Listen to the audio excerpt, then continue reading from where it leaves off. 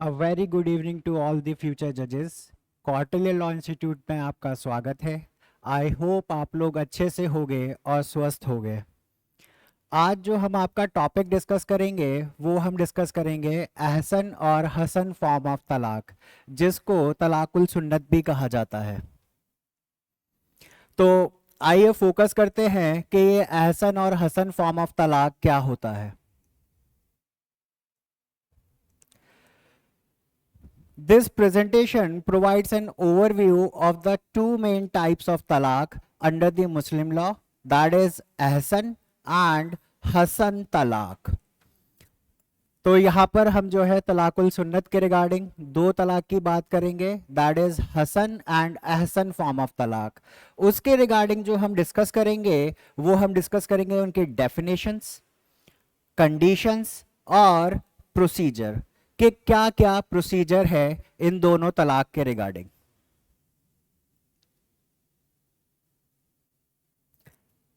Definition, तो जो आपका अहसन फॉर्म ऑफ तलाक है उसकी क्या डेफिनेशन है, एक बार उसको देखते हैं, फिर उसके बाद उसके सारे के सारे एस्पेक्ट को हम समझेंगे। अहसन तलाक, the most virtuous and recommended form of divorce. तो ये जो तलाक होता है अहसन फॉर्म ऑफ तलाक, ये मोस्ट अप्रूव्ड फॉर्म ऑफ तलाक माना जाता है। क्यों माना जाता है वो जब हम प्रोसीजर पढ़ेंगे तब हमें समझ में आएगा कि क्यों उसको मोस्ट अप्रूव्ड फॉर्म ऑफ तलाक बोला जाता है। Where the husband pronounces a single revocable divorce. तो अहसन फॉर्म ऑफ तलाक में क्या होता है, अहसन फॉर्म ऑफ तलाक में आपका एक बार डिवोर्स को प्रोनाउंस करा जाता है। और अहसन फॉर्म ऑफ तलाक क्या होता है, अहसन फॉर्म ऑफ तलाक सिंगल रिवोकेबल डिवोर्स होता है। And then abstinence from intercourse with his wife during her menstrual cycle. और फिर उसके बाद हस्बैंड को क्या करना होता है, हस्बैंड को एब्सटेन करना होता है अपनी वाइफ से with respect to 3 menstruation cycle, कि वो जो है अपनी वाइफ के साथ सेक्सुअल इंटरकोर्स नहीं कर सकता है। Now what is the definition of हसन तलाक? The intermediate form of divorce where the husband pronounces 3 declarations. तो देखो ये जो आपका जो डेफिनेशन है यहां से हमें डिफरेंस भी पता चल जाता है अहसन और हसन फॉर्म ऑफ तलाक के रिगार्डिंग, कि अहसन में क्या होता है, अहसन में सिर्फ एक बार तलाक को प्रोनाउंस करा जाता है, बल्कि हसन में क्या होता है, 3 बार तलाक को प्रोनाउंस करा जाता है consecutively over 3 menstruation cycle with the intention of divorce। तो ये आपका डेफिनेशन था अहसन फॉर्म ऑफ तलाक का और अहसन फॉर्म ऑफ तलाक का। अब आगे इसके रिगार्डिंग चलते हैं। कंडीशंस फॉर अहसन तलाक। अब अहसन तलाक की क्या क्या कंडीशंस होते हैं एक बार उनको देख लेते हैं।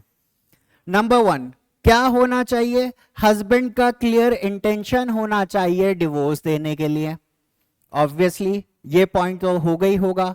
Number 2, pronouncement during purity. और जो प्रोनाउंसमेंट होता है अहसन फॉर्म ऑफ तलाक में वो कब होता है, ड्यूरिंग प्योरिटी। इसको एक नाम और दिया जाता है जो आपने बुक्स वगैरह में पढ़ा होगा, और उसको क्या कहा जाता है, दैट इज तुहर। कि अहसन फॉर्म ऑफ तलाक के रिगार्डिंग जो डिवोर्स जो प्रोनाउंस करा जाएगा वो कब करा जाएगा, वो प्रोनाउंस करा जाएगा तुहर में, और वो क्या होता है, पीरियड ऑफ प्योरिटी कहलाता है। थर्ड, एब्सटिनेंस फ्रॉम इंटरकोर्स, कि जब हस्बैंड ने तलाक को प्रोनाउंस कर दिया तब फिर जो है वो अपनी वाइफ के साथ सेक्सुअल इंटरकोर्स नहीं कर सकता है। मींस उसको रेफ्रेन करना पड़ेगा अपने आप को कि वो कोहिबिट ना करे वाइफ के साथ। और अगर वो वाइफ के साथ कोहिबिट कर लेता है तो फिर वो तलाक क्या होगा, अहसन तलाक आपका रिवोक हो जाएगा। नाउ द प्रोसीजर, यहां पर हमारे बहुत सारे पॉइंट्स आएंगे समझने के लिए। द प्रोसीजर फॉर एहसन तलाक। अब ये प्रोसीजर क्या होता है एहसन तलाक के regarding? Step 1, the husband pronounces a single revocable divorce during his wife's period of purity। तो यहां पर क्या होता है, पीरियड ऑफ प्योरिटी बोल लो या फिर तुहर बोल लो। हस्बैंड जो है वो तुहर के टाइम वाइफ के साथ कोहिबिट नहीं करता है, और वो क्या करता है, वो तुहर के टाइम या फिर पीरियड ऑफ प्योरिटी के टाइम प्रोनाउंस करता है। क्या प्रोनाउंस करता है?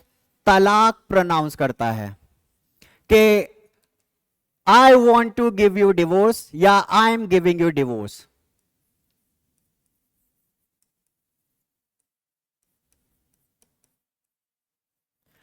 अब एहसन फॉर्म ऑफ तलाक में क्या होता है? एहसन फॉर्म ऑफ तलाक में प्रोनाउंसमेंट एक ही बार होता है, और वो कब होता है? पीरियड ऑफ प्योरिटी में पहले तुहर में प्रोनाउंस करा जाता है, और उसके बाद सेकंड तुहर में प्रोनाउंसमेंट की जरूरत नहीं है, थर्ड तुहर में प्रोनाउंसमेंट की जरूरत नहीं है। सिर्फ फर्स्ट तुहर में प्रोनाउंस करा जाएगा, और उसके बाद हस्बैंड को क्या करना है? उसके बाद हस्बैंड को रेफ्रेन करना है अपनी वाइफ से कोहिबिटेशन के लिए। अब ये तुहर या पीरियड ऑफ प्योरिटी क्या होता है, इसको एक बार समझ लेते हैं। तो देखो, तुहर बेसिकली होता क्या है? तुहर कुछ नहीं होता है। तुहर को समझने के लिए आपको फीमेल का मेंस्ट्रुएशन साइकिल पता होना चाहिए। अब ये मेंस्ट्रुएशन साइकिल जो आपका पूरा मंथ का जो फीमेल का जो मेंस्ट्रुएशन साइकिल होता है, ये उसको कवर करता है। क्या कवर करता है? कि देखो, सपोज यहां पर आपका 7 डेज का, क्योंकि हम जो भी टाइम लेंगे वो एवरेज टाइम होता है, वो आपका फीमेल टू फीमेल डिफर करता है। तो फीमेल को जो है आपका पीरियड्स होते हैं, तो यहां पर जो एवरेज टाइम लिया जाता है वो क्या लिया जाता है? 7 डेज का लिया जाता है। ये जहां पर फीमेल को पीरियड्स होते हैं उसको क्या कहा जाता है? उसको कहा जाता है पीरियड ऑफ इम्प्योरिटी। क्या कहा जाता है? उसको कहा जाता है पीरियड ऑफ इम्प्योरिटी। मींस अगर इस टाइम सेक्सुअल इंटरकोर्स करा जाएगा तो फीमेल जो है वो कंसीव नहीं कर सकती है चाइल्ड को। उसके बाद जब पीरियड्स ओवर हो जाते हैं तो 5 डेज का टाइम होता है, और ये 5 डेज का टाइम वो होता है जहां पर फीमेल के अंदर जो है अभी एग फॉर्म नहीं हुआ है। तो अगर इस टाइम भी सेक्सुअल इंटरकोर्स करा जाएगा तो फीमेल जो है वो चाइल्ड को कंसीव नहीं कर सकती है। 7 दिन, 5 दिन, 7 दिन हो गए पीरियड के, 5 दिन हो गए जहां पर पीरियड्स ओवर हुए हैं, वहां पर सेक्सुअल इंटरकोर्स करा जाएगा तो फीमेल कंसीव नहीं कर सकती है चाइल्ड को। इसके बाद 12 दिन का टाइम आता है जहां पर अगर फीमेल के साथ सेक्सुअल इंटरकोर्स करा जाएगा तब वहां पर फीमेल क्या हो सकती है? फीमेल जो है वो आपका प्रेग्नेंट हो सकती है, चाइल्ड को कंसीव कर सकती है। इसी पीरियड को कहा जाता है द पीरियड ऑफ प्योरिटी या फिर तुहर। इसी को क्या कहा जाता है? इसी को कहा जाता है पीरियड ऑफ प्योरिटी या फिर तुहर। इसके बाद फिर वही आपका पीरियड्स आने से पहले के 5 डेज होते हैं, जिसमें अब जो ये 5 डेज हैं, अगर इस टाइम सेक्सुअल इंटरकोर्स करा जाएगा तब फीमेल जो है वो चाइल्ड को कंसीव नहीं कर सकती है। और उसके बाद दोबारा से फिर आपका 7 डेज का पीरियड्स का टाइम आ जाता है। तो तुहर या पीरियड ऑफ प्योरिटी क्या होता है? वो होता है वो पीरियड जहां पर अगर सेक्सुअल इंटरकोर्स होगा तो वुमेन क्या कर सकती है? कंसीव कर सकती है चाइल्ड को। तो इसीलिए जो पहला स्टेप है वो क्या है? The husband pronounces a single revocable divorce during his wife's period of purity. तो पीरियड ऑफ प्योरिटी या फिर जिसको तुहर बोला जाता है, उसमें हस्बैंड जो है अपनी वाइफ के साथ कोहिबिट नहीं करता है, और वो क्या करता है? वो अपनी वाइफ को डिवोर्स देता है, पहले तुहर में प्रोनाउंस करता है। Step number 2, the husband refrain from sexual intercourse with his wife during her subsequent mensuration cycle. और उसके बाद पहले तुहर में प्रोनाउंस करा जाएगा, उसके बाद सेकंड तुहर में भी हस्बैंड को क्या करना है, सेकंड तुहर में भी हस्बैंड को रेफ्रेन करना है कोहिबिटेशन से। तीसरे तुहर में भी क्या करना है, थर्ड तुहर में भी या थर्ड पीरियड ऑफ प्योरिटी में भी हस्बैंड को क्या करना है, रेफ्रेन करना है। किस चीज से, कोहिबिटेशन से, वाइफ से। जैसे ही ये तीनों तुहर कंप्लीट हो जाएंगे तब वहां पर क्या होगा, तब वहां पर जो डिवोर्स है वो अब इर्रेवोकेबल हो जाएगा। हम प्रोनाउंस कितनी बार कर रहे हैं, एहसन फॉर्म ऑफ तलाक में सिर्फ पहले तुहर में, पहले पीरियड ऑफ प्योरिटी में प्रोनाउंस कर रहे हैं। उसके बाद हमारा जो सेकंड पीरियड है या सेकंड तुहर है, थर्ड तुहर है, वहां पर प्रोनाउंस नहीं करा जाता है, सिर्फ सिंगल प्रोनाउंसमेंट होता है। लेकिन अब आपका आ जाता है third step, if the husband does not revoke the divorce, जो कि मैं आपको बता चुका हूं, अगर हस्बैंड डिवोर्स को रिवोक नहीं करता है during this waiting period, the divorce becomes irrevocable. फिर वो डिवोर्स क्या हो जाता है, वो डिवोर्स आपका इर्रिवोकेबल हो जाता है। अब यहां पर आपको एक पॉइंट और समझाना वो बहुत जरूरी है कि एहसन फॉर्म ऑफ तलाक की एक पेक्युलैरिटी भी होती है। और वो पेक्युलैरिटी क्या होती है कि यहां पर जो इद्दत पीरियड है वो रन करना कब से स्टार्ट करेगा। जैसे जनरली हम जब पढ़ते हैं तो हम क्या देखते हैं कि इद्दत पीरियड आपका रन करना स्टार्ट करता है after the divorce is final, उसके बाद इद्दत पीरियड रन करना स्टार्ट करता है। लेकिन एहसन फॉर्म ऑफ तलाक में क्या होता है, एहसन फॉर्म ऑफ तलाक में फ्रॉम दी फर्स्ट प्रोनाउंसमेंट इद्दत पीरियड रन करना स्टार्ट कर देता है। मींस सपोज अगर हस्बैंड ने यहां पर डिवोर्स को प्रोनाउंस करा, फर्स्ट प्रोनाउंसमेंट, एक ही बार प्रोनाउंसमेंट होगा, पहले तुहर में प्रोनाउंसमेंट होगा, यहीं से ही आपका इद्दत पीरियड भी रन करना स्टार्ट कर देता है। यहीं से क्या होता है, यहीं से इद्दत पीरियड भी रन करना स्टार्ट कर देता है। सेकंड तुहर यहां पर, उसके बाद थर्ड तुहर यहां पर। जैसे ही थर्ड तुहर कंप्लीट होगा वहां पर क्या हो जाएगा, तलाक फाइनल हो जाएगा। और जैसे ही तलाक फाइनल होगा इद्दत पीरियड भी ओवर हो जाएगा। इद्दत पीरियड भी क्या होगा, इद्दत पीरियड भी उसी के साथ ओवर हो जाएगा। मींस जैसे ही तलाक फाइनल हुआ फिर वहीं पर ही इद्दत पीरियड खत्म, इद्दत पीरियड आगे से रन करना स्टार्ट नहीं करेगा। पिक्युलरिटी क्या आ गई, पिक्युलरिटी ये आ गई कि पहले प्रोनाउंसमेंट से ही इद्दत पीरियड रन करना स्टार्ट कर देता है। मींस अगर आपका जो फर्स्ट प्रोनाउंसमेंट है और जो थर्ड प्रोनाउंसमेंट है वहां पर एक पॉइंट को और समझो, और वो पॉइंट क्या आ जाता है, वो पॉइंट ये आ जाता है कि सपोज अगर इन बिटवीन पहले तुहर से लेके तीसरे तुहर के बीच में अगर हस्बैंड की डेथ हो जाती है, सपोज यहां पर हस्बैंड की डेथ हो जाती है, द हस्बैंड डाइज, क्योंकि तलाक अभी कंप्लीट नहीं हुआ है तो अभी भी डब्लू कौन है, वो हस्बैंड की वाइफ है। और क्योंकि वो वाइफ है इसीलिए वो क्या करेगी, हस्बैंड की प्रॉपर्टी से इनहेरिट करेगी।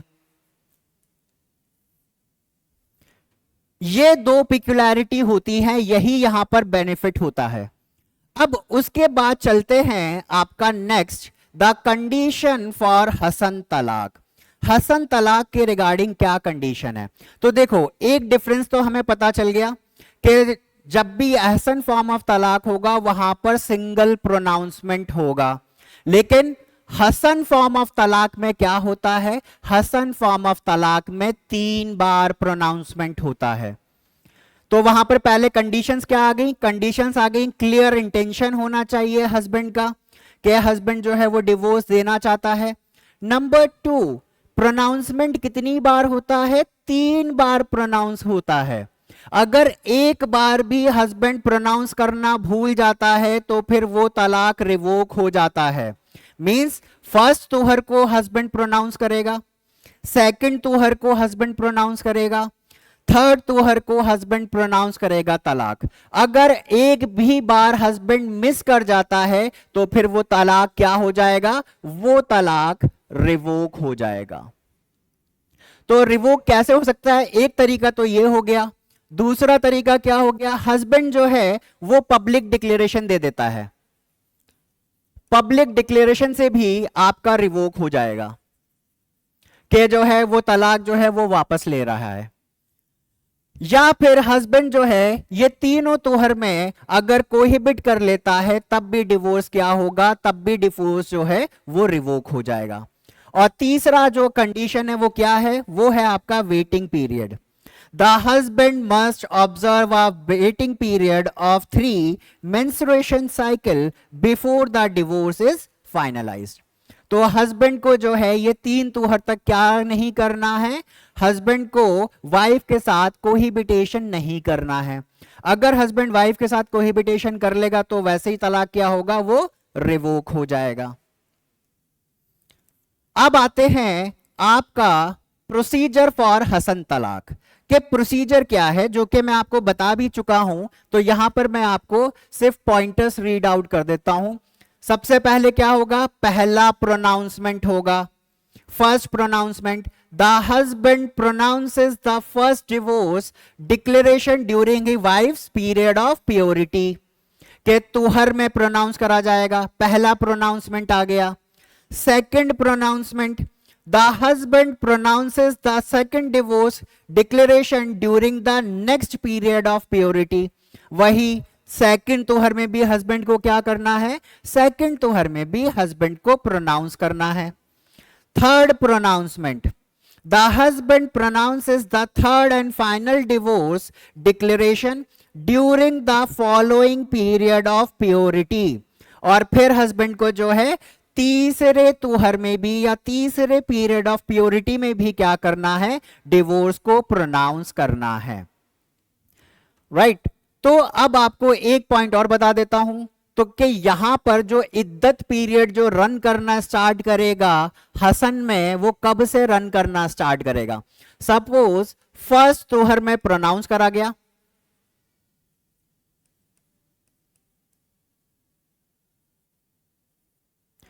सेकंड तुहर में भी प्रोनाउंस करना है, थर्ड तुहर में भी प्रोनाउंस करना है।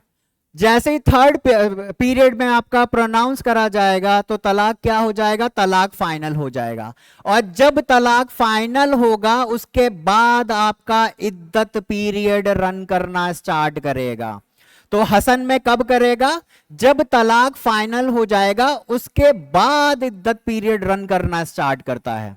लेकिन एहसन में क्या होता है, एहसन में पहले ही प्रोनाउंसमेंट से इद्दत पीरियड रन करना स्टार्ट कर देता है। उसके बाद आपका आता है द कंक्लूजन्स। अब आप लोग जो है वो एहसन और हसन फॉर्म ऑफ तलाक में डिफरेंशिएट कर सकते हो कि एहसन फॉर्म ऑफ तलाक में और हसन फॉर्म ऑफ तलाक में क्या डिफरेंस होता है। एहसन में क्या होता है, सिंगल रिवोकेबल डिवोर्स होता है।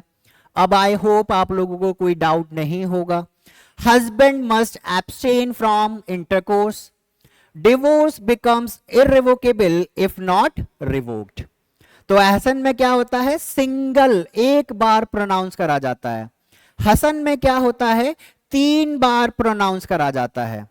और हस्बैंड जो है उस पीरियड में कोहिबिट नहीं कर सकता है। और डिवोर्स जो फाइनल होगा वो कब होगा, आफ्टर दी थर्ड प्रोनाउंसमेंट, और उसके बाद ही क्या होगा, उसके बाद ही इद्दत पीरियड रन करना स्टार्ट करेगा। तो मान लो यहां पर आपका फर्स्ट प्रोनाउंसमेंट है, हसन की बात कर रहा हूं, यहां पर सेकंड है और यहां पर थर्ड है। तलाक फाइनल हो गया, अब यहां पर इद्दत पीरियड रन करना स्टार्ट करेगा।